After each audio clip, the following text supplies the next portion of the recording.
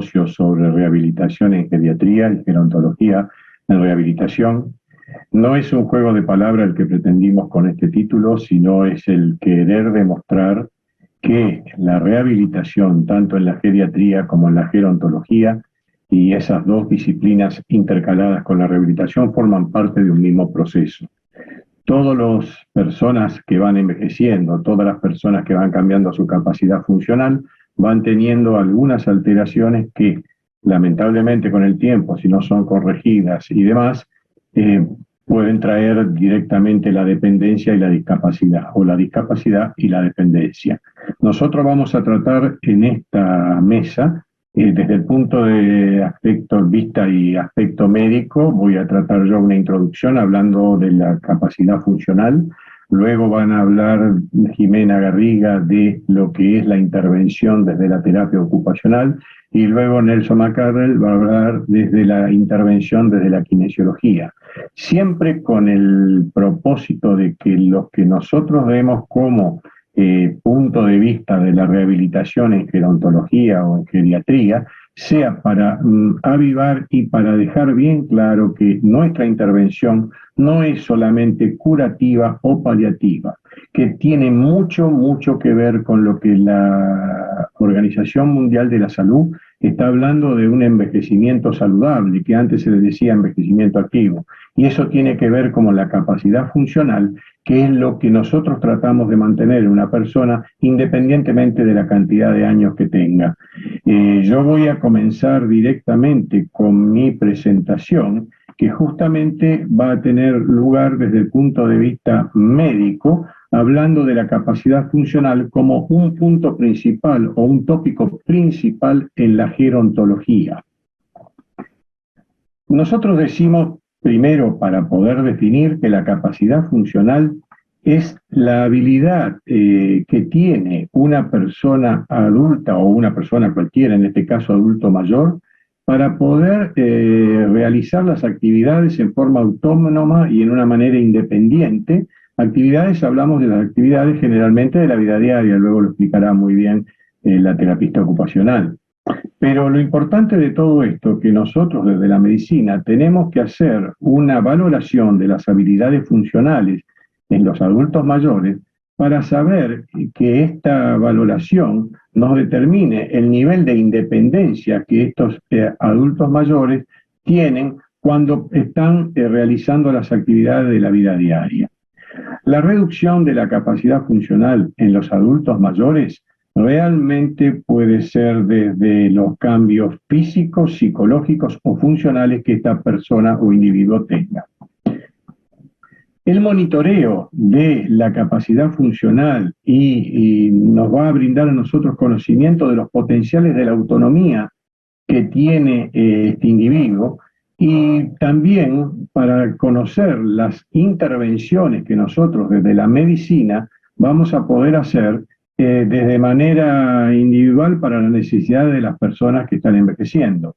La capacidad funcional también nos refiere una manera de poder saber cómo los adultos mayores van a hacer las actividades que encuentran ellos en su deseo para sus vidas. ¿Qué quiere decir esto? Que no solo tenemos que hacer la valoración de si puede caminar, sino también preguntarle si, por ejemplo, puede desarrollar alguna actividad que a él le guste hacer, como por ejemplo escuchar música. No tiene nada que ver con el movimiento, pero después veremos la, digamos, performance que esto le da a la capacidad funcional en un individuo que hace cosas que le gustan y otros que no lo hacen. Una manera de examinar que tenemos los médicos los efectos de las enfermedades en la gente y en las comunidades es a través de las tasas o las estadísticas de mortalidad y morbilidad. También decimos que la declinación funcional física o cognitiva que ocurre en una persona que sea capaz de no poderlo enganchar con actividades de la vida diaria, pueden ocurrir esto durante una hospitalización, por ejemplo. Y esta declinación funcional puede ocurrir entre el primer día y el segundo día de la hospitalización. O sea que un señor que es hospitalizado y que venía teniendo a lo mejor no una actividad muy marcada, pero deja de hacer lo poco que hacía, ya va a ver alterada su capacidad funcional y una declinación de la misma. La declinación funcional también se puede ser causada por otros factores, digamos, de la misma hospitalización, como un reposo prolongado en cama o estar todo el día en la cama, una reducida participación en las actividades de la vida diaria, porque el paciente que está internado y es asistido desde su propia higiene hasta su propia alimentación, obviamente que reduce drásticamente la capacidad funcional en estas actividades.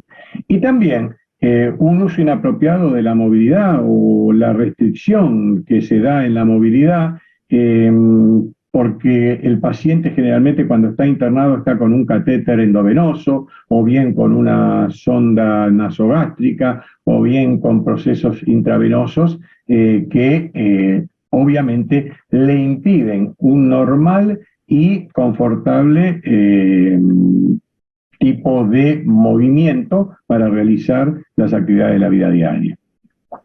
Yo hace unos años había diseñado no una ecuación ni es un diseño desde el punto de vista, digamos, específico, pero se me ocurrió llamarla como los componentes, la ecuación y los componentes de la funcionalidad en la geriatría.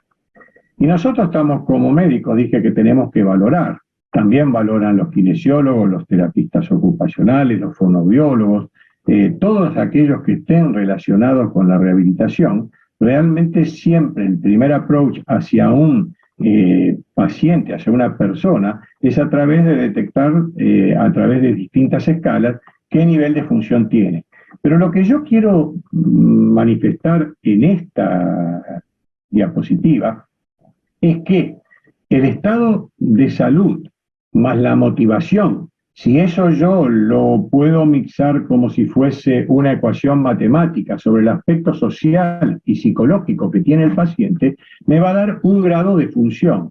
Un ejemplo muy común que uno da, una persona que está en perfecto estado de salud física e incluso podríamos decir psicológica, pero que no tiene una gran motivación para moverse, le gusta el sedentarismo o ya está acostumbrado a él, o tiene una patología crónica que le impide, no le altera el estado de salud respecto a la vida o la muerte, pero sí le impide realizar algún tipo de movimiento. Si esa persona tiene una buena contención social y tiene un buen abordaje psicológico, la función podríamos decir que puede llegar a ser buena. Al revés, un señor con muy mal estado de salud, pero que está muy motivado, socialmente está bien soportado y psicológicamente está bien abordado, ese señor tal vez va a funcionar mucho mejor que el ejemplo que yo le di anteriormente. Entonces, con este juego de estas 4 palabras, ustedes pueden hacer todos los indicadores que uno quiera sobre lo que es la medición de la capacidad funcional o de la función en un adulto mayor. Aquí yo les muestro algunos tipos de enfermedades crónicas que generalmente se asocian con discapacidad, o más que discapacidad, con algún grado de dependencia.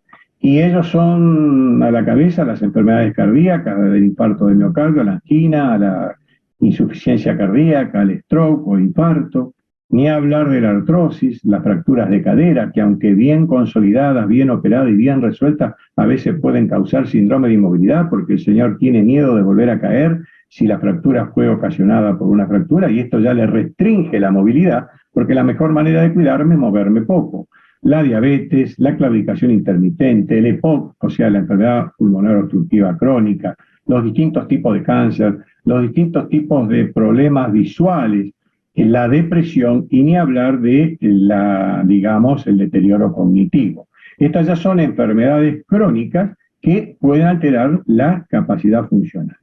Ahora bien, lo que uno busca como médico geriatra y dentro de la geriatría y que debe conocer es también lo que son los síndromes geriátricos, que sin ser, como el nombre lo dice, síndrome, conjunto de síntomas y síntomas, lo más importante por orden, pero no un orden, digamos, de importancia, sino los primeros son los que tienen 5 I, ¿no? La inmovilidad, la inestabilidad, la incontinencia, el cognitive impairment, que sería el deterioro cognitivo para nosotros, y la iatrogenia.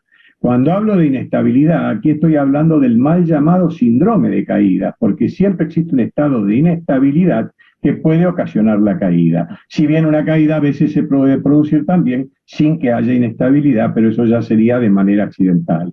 La malnutrición, la constipación, los déficits sensoriales, la depresión, la ansiedad, el aislamiento, el dolor, las úlceras por presión, los problemas de comunicación o de locución, la disfunción sexual y ni hablar de la polifarmacia. Todo esto es un combo que junto con las enfermedades crónicas puede causar una merma muy importante de esa capacidad funcional y sin que nosotros la chequeemos podría ser esto realmente letal. Ahora bien, yo les quiero mostrar aquí un poco lo que sería el curso de estas enfermedades libradas al azar o de lo que son estas condiciones crónicas que puede llegar a tener un adulto mayor. Hay condiciones crónicas y enfermedades que si no se las controla adecuadamente, vamos a tener progresivamente un montón de complicaciones y merma también ya en esa funcionalidad. También se puede que llegue a un cuadro de dependencia tal a través de esas secuelas de las complicaciones. El ejemplo de esto puede ser un señor que ha tenido un ACV y vuelve a tener otro ACV, está llamado como crónico ya en su evolución y bueno, la dependencia por discapacidad va a ser muy grande. Y también todo esto puede hacer que la dependencia significativamente se incremente con la edad del paciente. Vale decir que sin tener todas estas condiciones previas, ya la edad es un mero factor de riesgo para decir que la funcionalidad va a ser menor.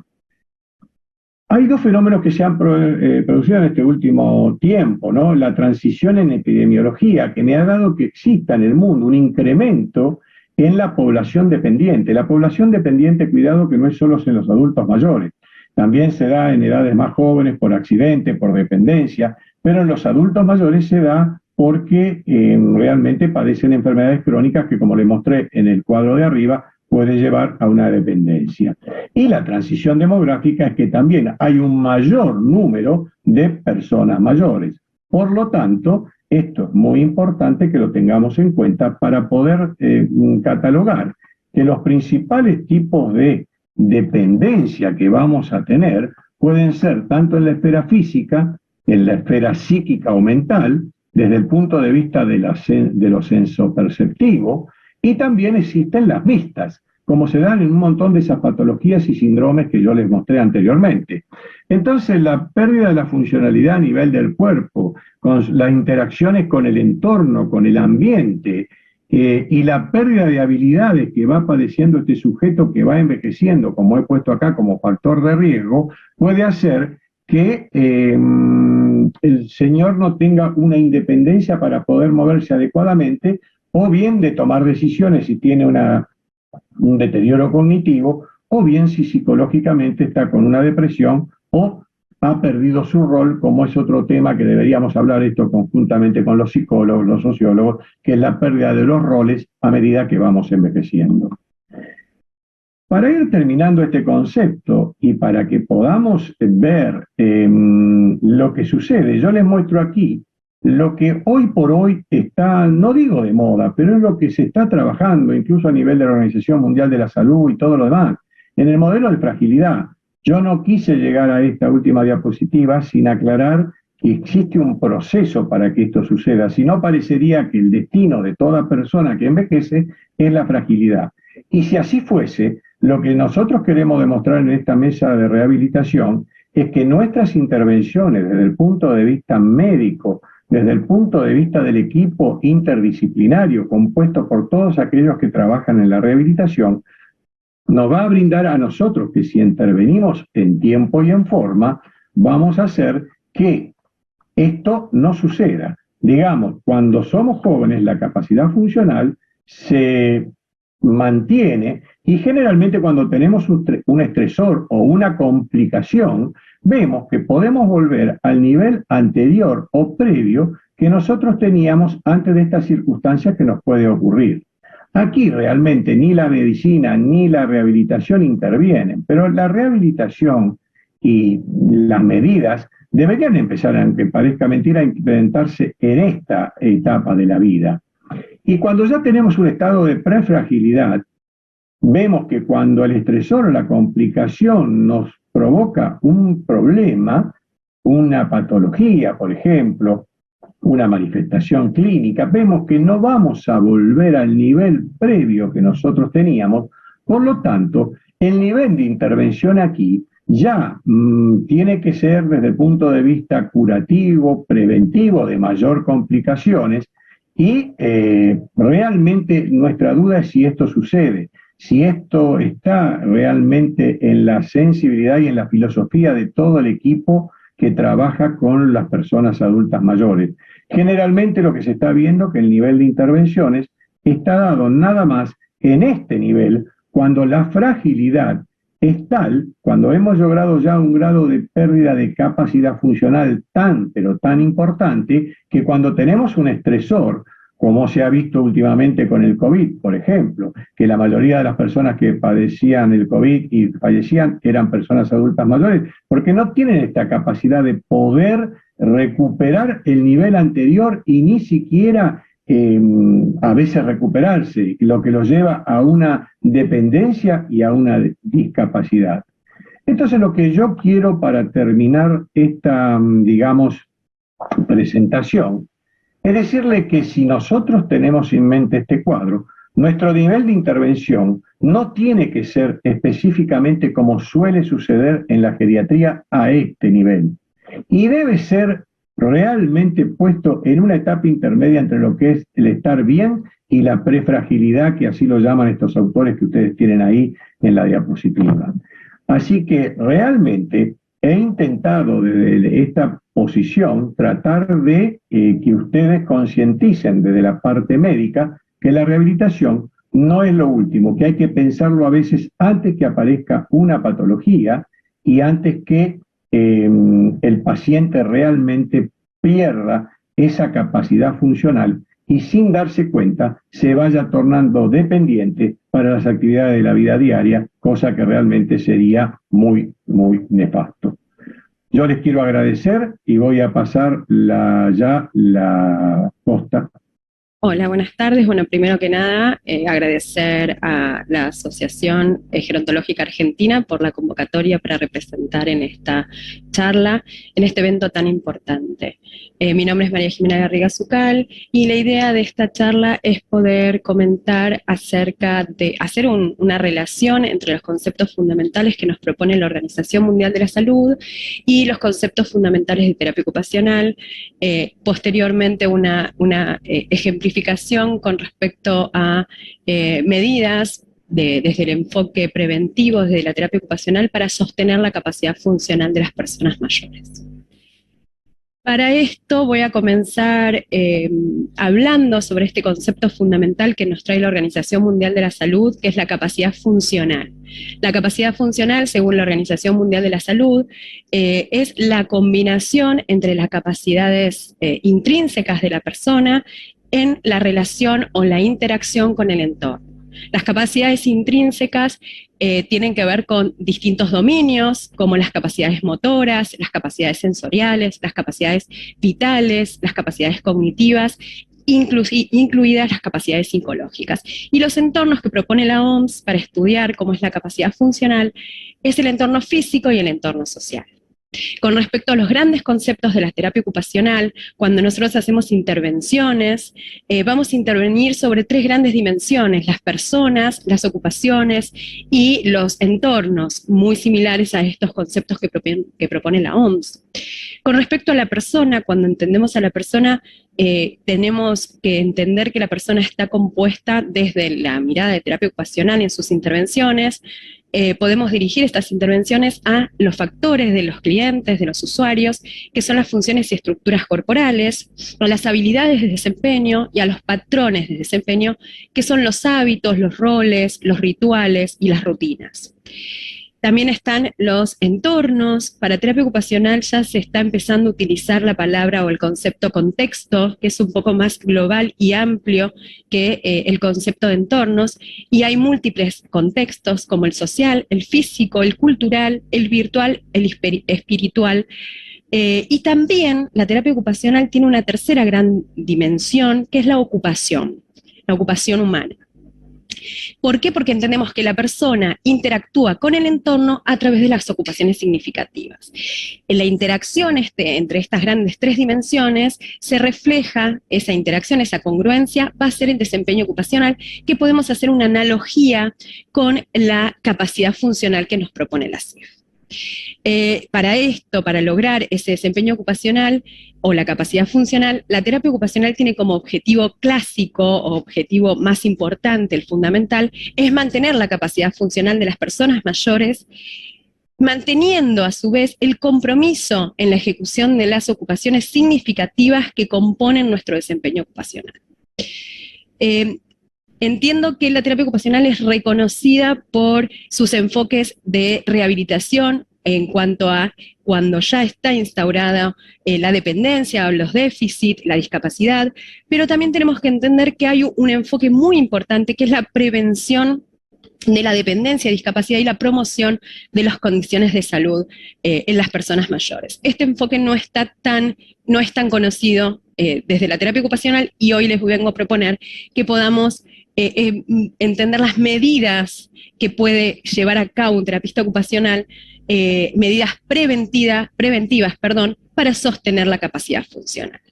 Nosotros como terapistas ocupacionales trabajamos en estas tres grandes dimensiones: las personas, con medidas preventivas para potencializar las funciones y estructuras corporales; sobre la persona, para poder mejorar las habilidades de desempeño realizando entrenamiento en actividades de la vida diaria; también incorporando hábitos saludables y rutinas balanceadas. Cuando intervenimos en la ocupación, intervenimos a partir de adaptaciones de la ocupación para sostener este compromiso de las personas, y en los entornos con la modificación y la estructuración ambiental y la incorporación de tecnología y productos de apoyo.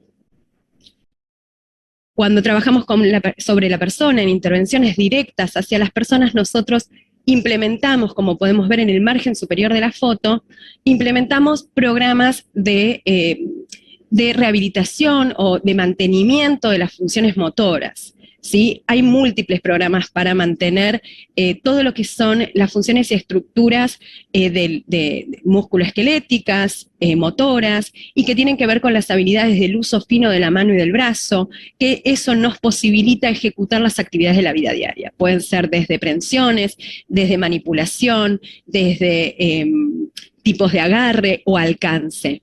Por otra parte, también hacemos programas de estimulación cognitiva, como podemos ver en la foto donde están las dos personas realizando ejercicio de estimulación cognitiva. En este caso es un matrimonio que en el primer momento de la sesión de terapia ocupacional tenemos un espacio de estimulación cognitiva y después tenemos entrenamiento en actividades de la vida diaria. La estimulación de las habilidades de procesamiento mental nos posibilitan sostener las actividades de la vida diaria, o sea, las ocupaciones significativas.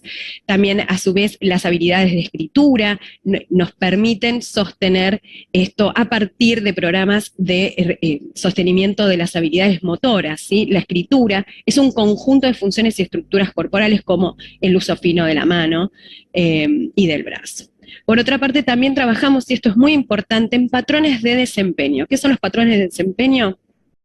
Como dije, tiene que ver con las rutinas, con los hábitos de las personas, con los roles y los rituales. Los patrones de desempeño es algo muy importante. En el caso de la foto, donde se puede ver un desayuno, estoy trabajando con una persona mayor en el mantenimiento de la salud, en este caso en la organización de la medicación, cambiando el patrón de desempeño de cómo lo ejecutaba él a la organización de su medicación, modificando eso para que sea facilitadora la tarea, ¿sí? Otro ejemplo muy clásico de la intervención en patrones de desempeño tiene que ver con el uso funcional de los ambientes de una vivienda. Como vemos nosotros los gerontólogos, las personas mayores empiezan a recortar los entornos de su propia casa, y aparte los entornos externos claramente, y empiezan a utilizar disfuncionalmente estos ambientes del hogar. Esto lo único que logra es generar el desuso y el desacondicionamiento en la interacción con los otros ambientes de la casa o con los ambientes externos, los entornos externos, y empiezan a perder funciones y estructuras corporales de procesamiento mental, motoras y de comunicación e interacción. Y lo que no se usa, no se sostiene, y esto va a repercutir en la capacidad funcional. Por otra parte, cuando intervenimos en las ocupaciones, como terapistas ocupacionales, nosotros realizamos el análisis de la ocupación, y esto es desglosar las ocupaciones en pasos y analizar exactamente qué pasa en cada uno de los pasos, cuáles son los requerimientos para ejecutar de una manera satisfactoria esos pasos, cuáles son los requerimientos en tanto componentes motores, componentes cognitivos y de comunicación e interacción.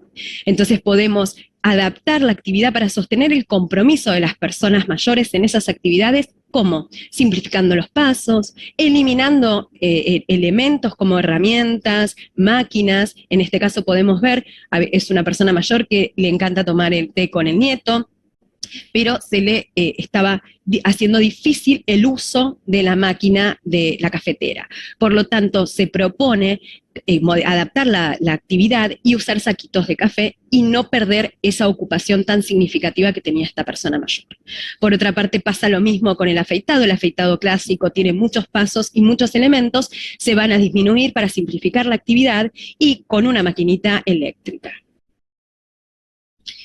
Por último, intervenimos directamente en el entorno cuando hacemos modificaciones ambientales o estructuraciones ambientales, a veces simplemente con la modificación del layout de una vivienda, cuando modificamos los muebles, la distribución de los mismos, o quitamos de los entornos físicos elementos que puedan llegar a generar distintos tipos de lesiones o accidentes, estamos estructurando el ambiente de manera preventiva para sostener la capacidad funcional. Otra forma es la modificación de los ambientes con barras, con barandas, con pisos antideslizantes, o otra modificación que sea más estructural. Por otra parte, realizamos incorporaciones de productos de apoyo o el uso de tecnología de asistencia. En el caso de productos de apoyo, cuando tenemos la premisa de prevenir, imaginémonos que tal vez las personas no tienen ningún tipo de enfermedades osteoarticulares, pero diferentes tomas o diferentes movimientos pueden aumentar los riesgos de generar lesiones articulares o de las estructuras periarticulares. Entonces, la incorporación de productos de apoyo facilita la actividad previniendo lesiones.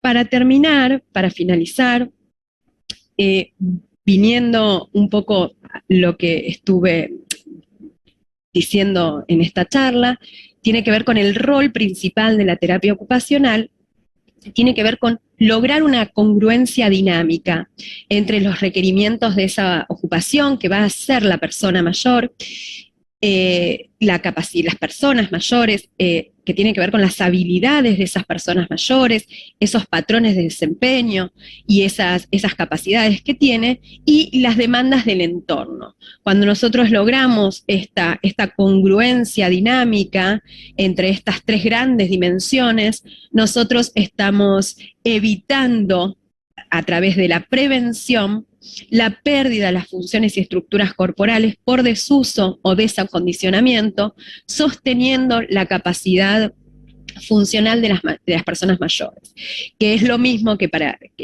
analógicamente lo pensamos en terapia ocupacional, que es el desempeño ocupacional. Entonces es la ejecución de las ocupaciones significativas en los entornos reales por el mayor tiempo posible y conveniente para la persona mayor. Dejo mis datos por si quieren contactarse conmigo, y espero atenta a las preguntas e intercambios. Muchas gracias. Hola, muy buenas tardes. En primer término, quiero agradecer a los organizadores del Congreso Mundial de Gerontología y Geriatría de este año 2022. Y en segundo lugar, saludar a quien me ha convocado a participar de esta mesa, mi muy estimado doctor Miguel Acánfora, a quien conocí mientras estudié la maestría en la ciudad de Buenos Aires, una ciudad que ya extraño profundamente.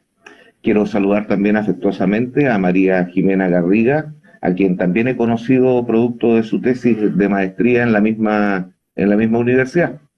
Me presento, soy kinesiólogo licenciado en Kinesiología y por adopción académico en la Universidad de Magallanes, casi ya al último lugar de la Patagonia. Esos son los paisajes a los cuales podemos acostumbrarnos acá.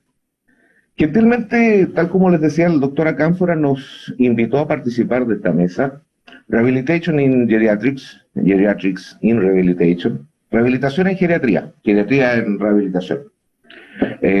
Tan espléndida invitación y consideraba un título que para mí desarrollo profesional y académico se hacía necesario, así que me permití concurrir. Un poco creo que todos estamos convencidos en que el envejecimiento se presenta de manera dispar, disímil e irreversible. Vamos para esta presentación dejar fuera el concepto de irreversibilidad porque nos interesan los dos primeros. Y definitivamente podríamos tener varias formas de enfrentar el proceso del envejecimiento desde el punto de vista de nuestro grupo familiar, pero consideremos que las dos más usuales son envejecer solo o en pareja, entendiendo que cualquiera de estas opciones podría variar por viudez o por recuperar la vida en pareja. Y acá es donde comienzan a marcarse diversas diferencias en los países. En el primer mundo la tendencia es a trasladarse a residencias que ofrezcan comodidades adecuadas a los requerimientos del proceso de envejecimiento, generando importantes lazos sociales con otros residentes, formando comunidades y permitiendo otorgar cuidados y satisfacción de necesidades. En el caso de los países menos desarrollados, la posibilidad mayoritaria es envejecer en la comunidad, y situación que es mayoritariamente asumida por las mujeres, provocándose aquí una de las mayores brechas en igualdad de género, y que está muy disimulada por el acostumbramiento social que existe en una cultura bastante machista y patriarcal, que le da a la mujer este rol de cuidado. Primero con sus hijos y luego con sus mayores. Inexorablemente este envejecimiento en pareja va a tener que convertirse en individual en algún momento. Las residencias van a seguir siendo opción en el primer mundo, con una buena posibilidad de reencontrar pareja, pero en nuestros países menos desarrollados el envejecer solo presenta una posibilidad de envejecimiento en la comunidad, la que al paso de los años se va haciendo cada vez más complicada, ya que las comunidades no envejecen al mismo ritmo de las personas y por consiguiente no realizan las adecuaciones para conservar algún grado de calidad de vida. Queda entonces la posibilidad de optar por la institucionalización, la que no es tan sencilla, ya que como todos sabemos en nuestros países los recursos son escasos y las necesidades infinitas. Existe una posibilidad de compartir siempre en el grupo familiar, pero puede ser esto una causa de inequidad, ya que nuevamente las mujeres son las que tienen que hacerse cargo de los mayores que caen en esta situación de dependencia.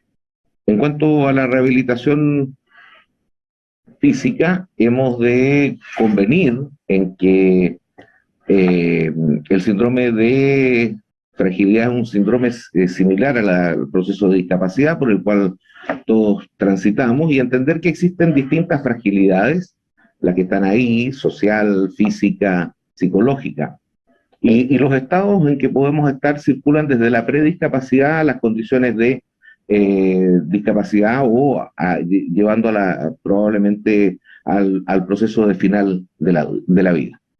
El proceso de envejecimiento es un proceso muy complejo, tiene que ser abordado desde distintas aristas, con equipos multidisciplinarios, pero no cada uno haciendo lo suyo, sino que teniendo en claro que tenemos que acompañar en el envejecimiento al ser humano.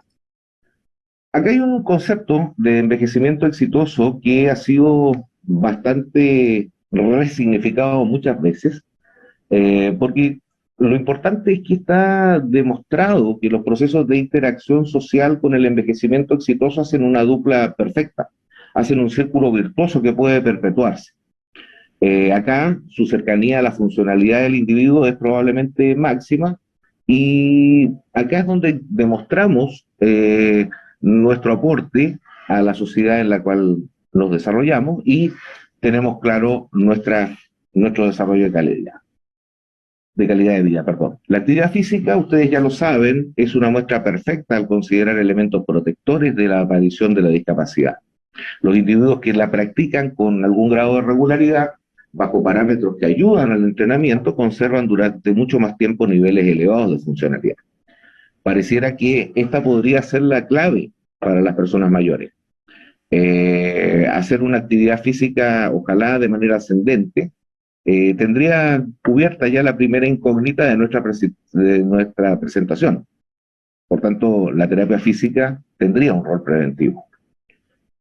Mención importante tendríamos que hacer ya a la sarcopenia, porque su aparición en el proceso de envejecimiento se relaciona directamente a la fragilidad y sus manifestaciones. La gran mayoría están asociadas al decaimiento de las funciones físicas. Volvamos a este concepto de envejecimiento, porque esta pérdida de funcionalidad de las consecuencias lleva al individuo a permanecer en grados de aislamiento, limitado por aspectos como la fatiga, el sedentarismo, la disminución de las funciones. Y la interacción a nivel de las comunidades se hace muy difícil. Se mantiene así una limitada interacción social que puede darse al interior de los grupos familiares, pero esto no es suficiente. Sarcopenia y aislamiento van a determinar cada vez más detrimento en las capacidades físicas del individuo y lo va a llevar socialmente a disminuir sus posibilidades de interacción. La movilidad se reduce y aparecen los miedos al envejecimiento, al caerse, a la disfunción, a la discapacidad. Y todo este proceso se va a perpetuar y aumentar con el riesgo, llevando a niveles de riesgo de caída aún mayores.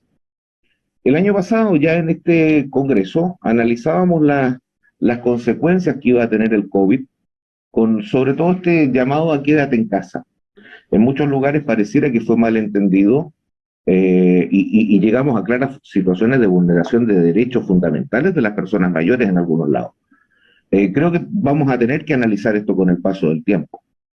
Pero el decaimiento que vamos a tener en la función física, producto de la sarcopenia favorecida por este quédate en casa, está agravada por los miedos y las incertidumbres. Pero si hay algo que la pandemia logró demostrarnos, es que es el poder que tienen los medios de comunicación. Principalmente la televisión, porque era el único medio que tenían nuestros mayores para interactuar con el entorno. Al principio fue muy dura y despiadada, y la incertidumbre rondaba en la cabeza de cada uno de nosotros. Se formaron hasta brigadas en algunos lugares para llevar los alimentos.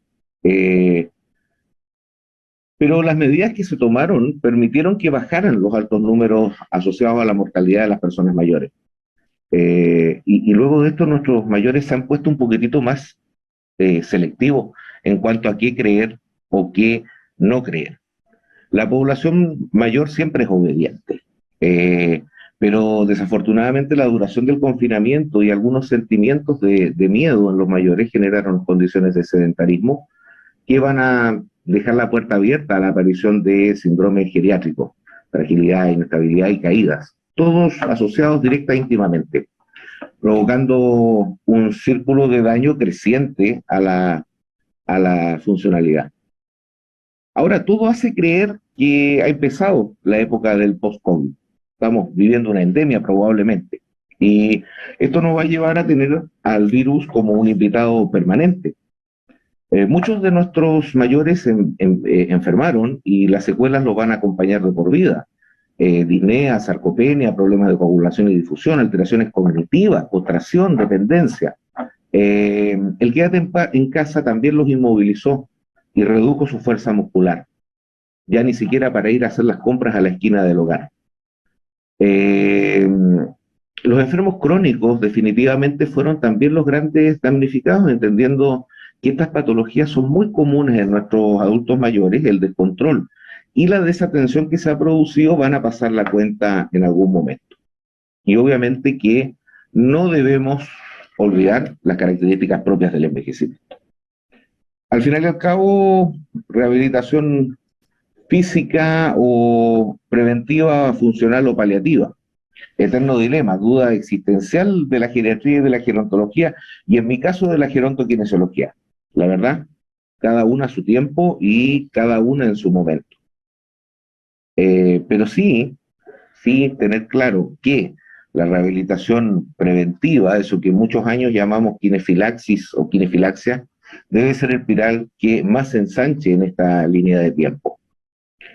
Eh, la pandemia dejó claramente huellas, se derrotaron muchos estereotipos y nos sorprendimos de la manera en que nuestros mayores lograron aumentar su participación en redes sociales y acercarse a la tecnología. Y podríamos hablar durante horas respecto a los beneficios de la rehabilitación en las personas mayores. La evidencia siempre va a estar y está al alcance de cada uno de nosotros. Pero hace mucho tiempo hay un concepto que se vuelve a reflotar producto de la pandemia y que es el procedimiento, los procedimientos asociados a telesalud o a telemedicina, a telerehabilitación. Definitivamente han llegado para quedarse y nos queda comprobar su efectividad. A modo individual, en lo que a terapia física se refiere, lo que se ha medido es que no es ni mejor ni peor, es distinta.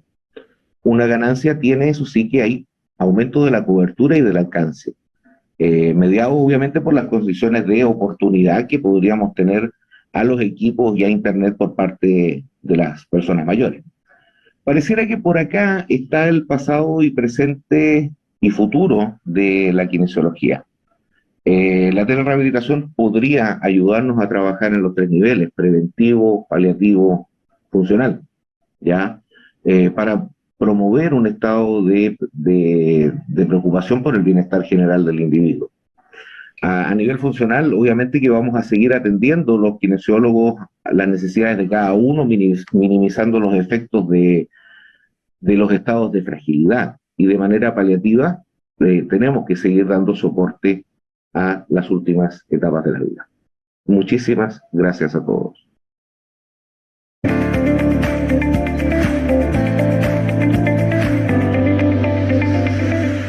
Bueno, muchas gracias por vuestras exposiciones.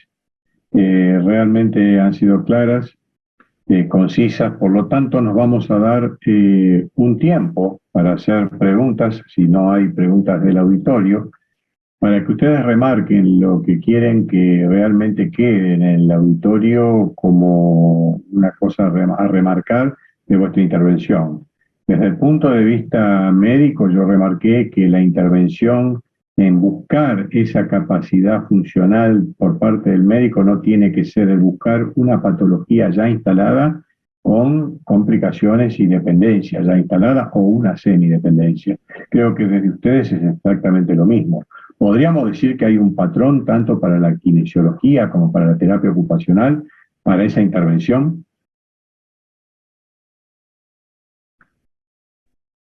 Miguel, creo que realmente lo importante de todo es tratar de intervenir antes de que se instaure la dependencia o la discapacidad, ¿no? Cuando uno tiene esa capacidad intrínseca que combinada con el entorno, se produce en la capacidad funcional. En el caso de terapia ocupacional me parece que es importantísimo el análisis del entorno, porque un entorno favorecedor puede hacer que la persona tenga una capacidad funcional satisfactoria y acorde a lo esperado, lo requerido y lo deseado por esa persona mayor, sin tener la capacidad intrínseca o sus capacidades a pleno, ¿no? En 100% de sus capacidades.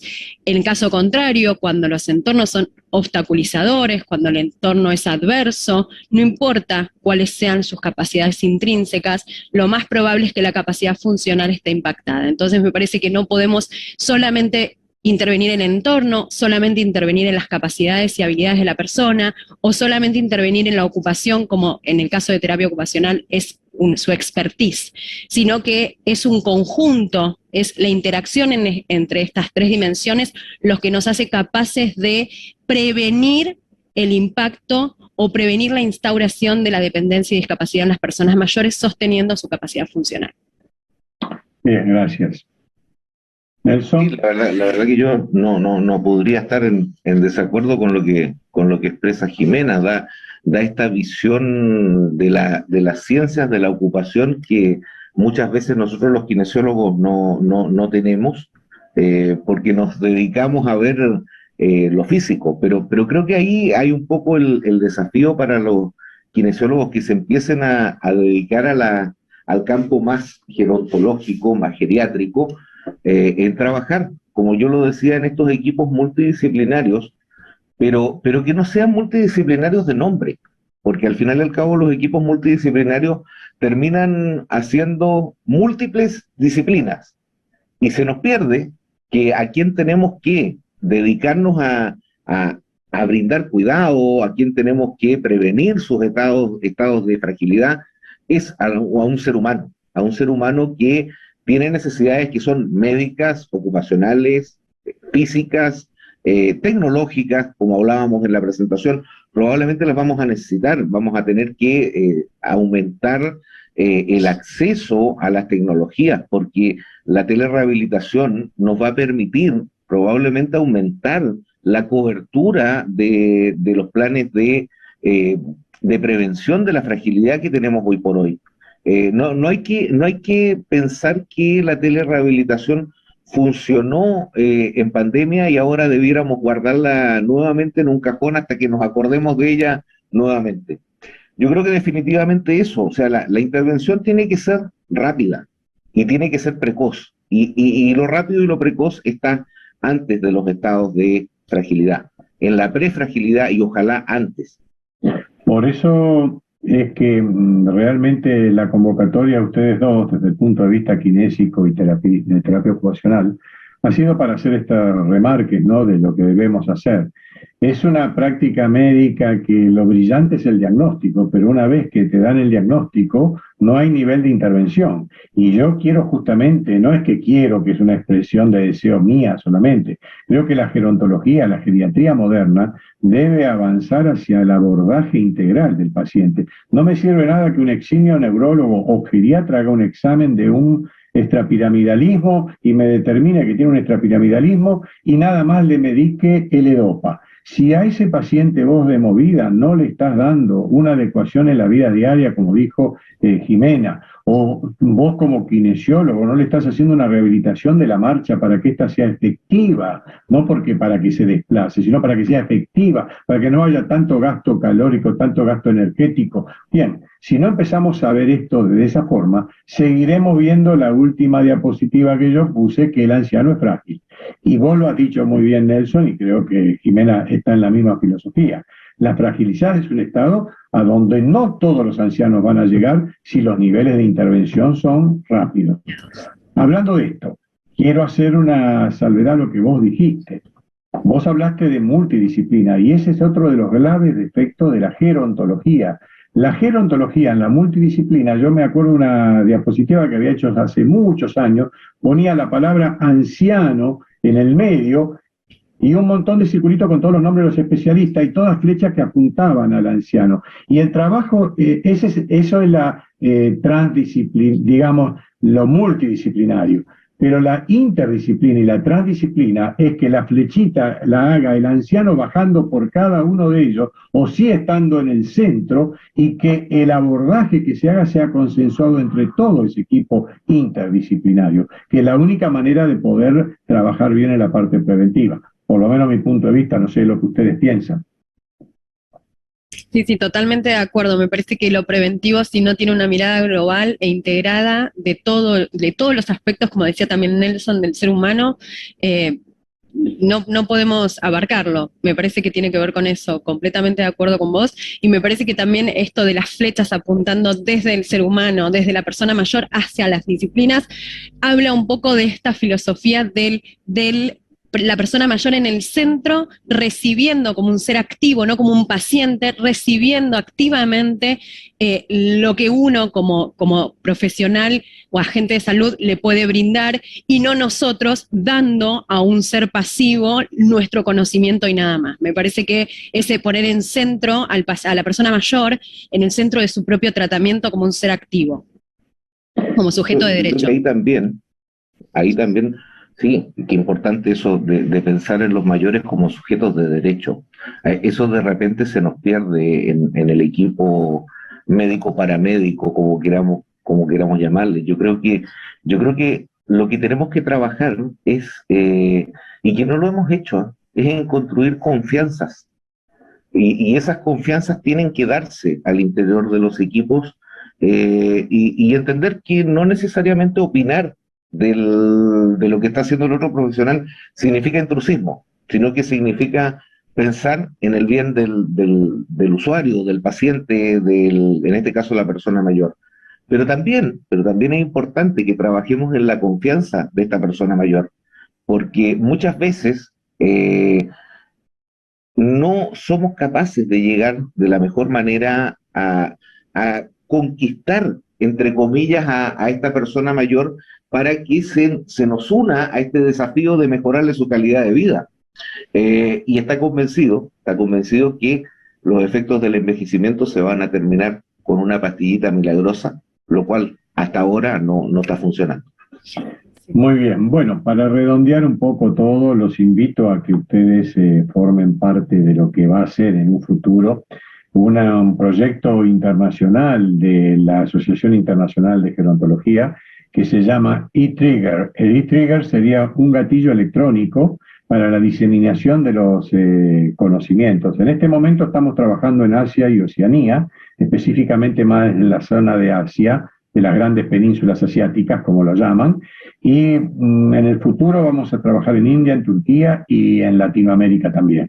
Por lo tanto, desde la organización de estos eventos, los voy a convocar a ustedes y otros integrantes del equipo de salud, como bien dijo Nelson, y a mí no me gusta hablar del paramédico. Los equipos de salud están conformados por médicos, kinesiólogos, terapistas, musicoterapistas, y sobre todo lo que tienen que poner todo, no es para yo tener la última palabra, pero a ver, es el alma, el corazón y la dedicación a la persona para la que trabajamos. Y eso creo que nos va a llevar a una mejoría y que cuando nosotros realmente nos toque utilizar esos servicios sea una forma adecuada. Muchas gracias por vuestra participación. Un placer, Miguel, como siempre, y a disposición para cualquier tipo de propuesta. Muy bien. ¿Dejamos el término en sanitario entonces? Sí, ¿Te parece? O agentes de salud también, ¿no? Ya. Cualquiera que Sí. Oye, en Chile, don Francisco hizo popular, dispara usted, disparo yo. Y trigger, bueno, eTrigger, ¿viste? hay que disparar. Esperemos poder disparar Cuenta el conmigo. conocimiento. Muchas gracias a todos y gracias a los que han participado de este simposio. Muchísimas gracias. Salud.